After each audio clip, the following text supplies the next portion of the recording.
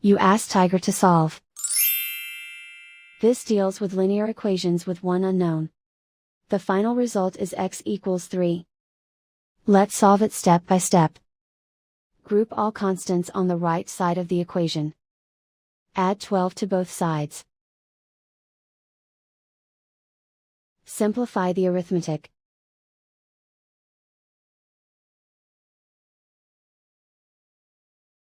Isolate the x. Divide both sides by 9. Simplify the fraction. Find the greatest common factor of the numerator and denominator. Factor out and cancel the greatest common factor.